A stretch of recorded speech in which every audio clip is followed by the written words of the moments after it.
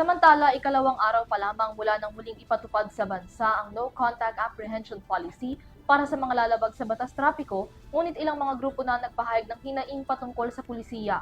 Sa pagdinig sa Senado ngayong araw, tinalakay ang mga reklamo kaugnay ng NCAP maging ng sa coding scheme. Nagbabalik si Criza Lopez para sa balita. Nagdesisyon si Senator Raffy Tulfo na dalhin sa pagdinig ng Public Services ang ilang issue sa kalsada nitong nakakaraang araw, lalo na ang usapin sa No Contact Apprehension Policy o NCAP at Odd Even Number Coding Scheme.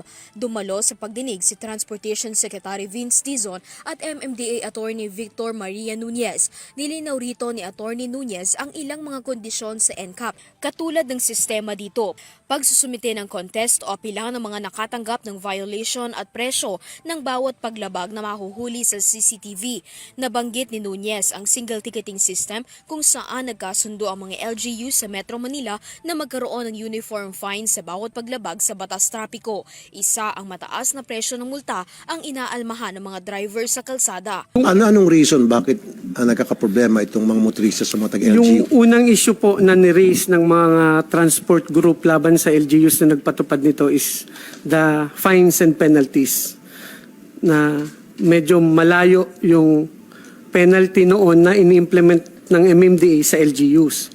But nung 2022 po, we had this Metro Manila Traffic Code of 2022. Nagkaroon po ng single ticketing system ang buong Metro Manila, including MMDA.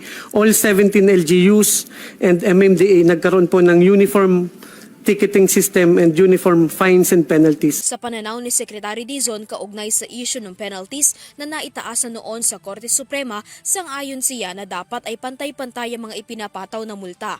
Para ho, pag ikaw ay nahuli ng MMDA, kung ano yung multa doon, ganun din ang multa pag ikaw nahuli ng enforcer ng HPG o ng LGU enforcer. Makati, halimbawa. Ng Makati, etc. Gayun din, habang nakatakda ang rehabilitation ng EDSA sa June 13, ilang mga paraan ay prinesenta ng Metropolitan Manila Development Authority o MMDA at Department of Transportation o DOTR para maibsan ang posibleng pagbigat ng trapiko.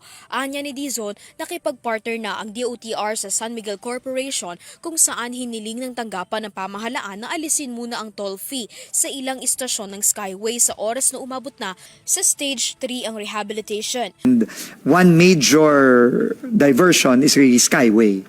No, kaya lang ang problema ho siyempre sa Skyway may bayad po yun. No? At syempre mabigat po sa ating mga kababayan yon. So what we proposed po, and we proposed this to San Miguel Corporation about a month ago pa, at ngayon kasalukuyan na pong nag-uusap kami with San Miguel on how to execute it, yung ipapalibre po muna natin ang toll sa isang partial segment ng Skyway Stage 3 during the construction of the EDSA rebuild. No? Gayun din, klinaro ni Transportation Secretary Dizon sa pagdinig ng Senate Committee on Public Services ngayong araw ng Martes na nasa ilalim pa lamang ng dry run ang pagpapatupad ng odd-even plate number coding scheme sa EDSA. Magtatagal ang dry run ng odd-even number coding scheme sa loob ng isang buwan. Na ito pong idea na ito ay, ang proposal po ng MMDA ay i-dry run po muna ito for 1 month starting June 16. No? So, essentially po, ida-dry run po itong pinapakita nyo ngayon sa screen, Mr. Chairman.